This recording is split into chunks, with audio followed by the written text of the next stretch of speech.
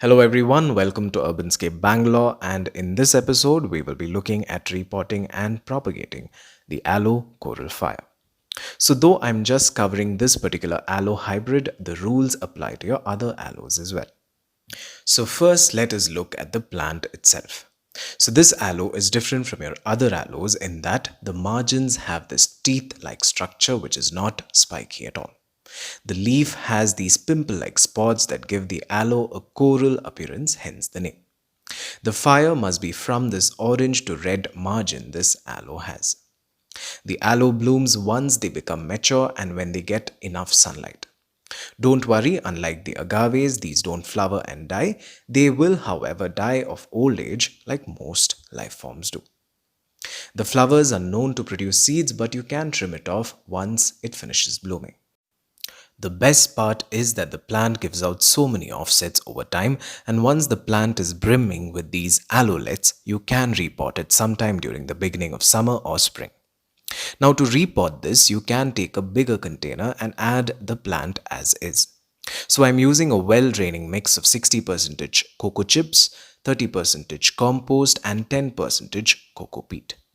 This needs a very well draining mix and will die if the potting mix is water laden all the time.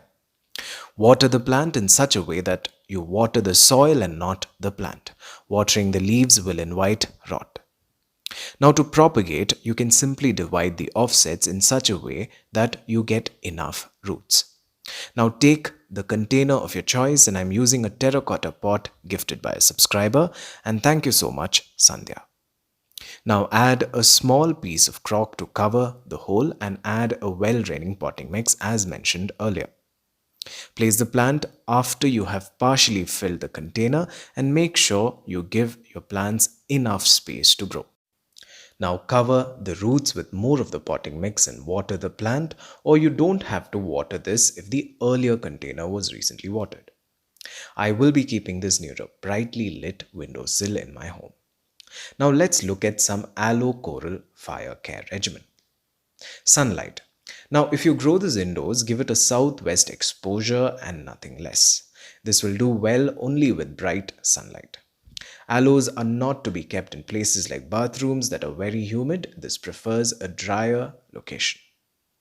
Outdoors, you can keep it where it gets good sunlight. Though it can tolerate full sun, I prefer part sun conditions because we get continuous rains sometimes and the plant will rot with too much rain.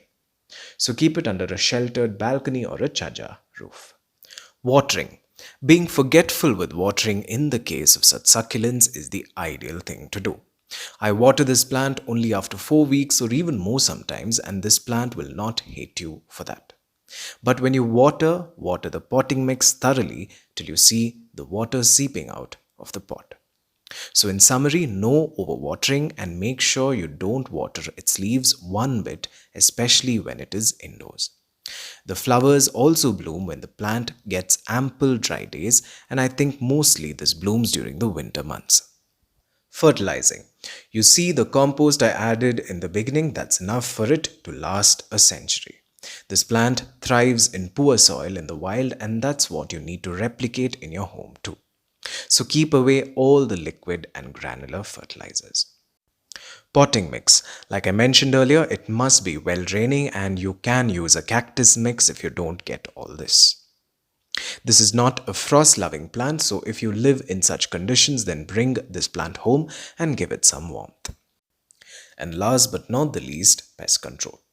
Mealybugs and other common pests can attack the plant, especially if it is stressed out with overwatering, lack of sunlight, or many other factors. If so, apply neem oil pesticide by taking it out in your balcony, get rid of the pests, and then bring the plant home. So I hope you've learned a few things about this beautiful plant that can, with all its quirks, make us fall in love with it. So with this, we've come to the end of yet another episode of Urbanscape Bangalore, and I really hope you've enjoyed this particular program. Additionally, you can follow me on Instagram and Facebook. The links are given below. So thank you for watching, and until we meet again, a very warm goodbye.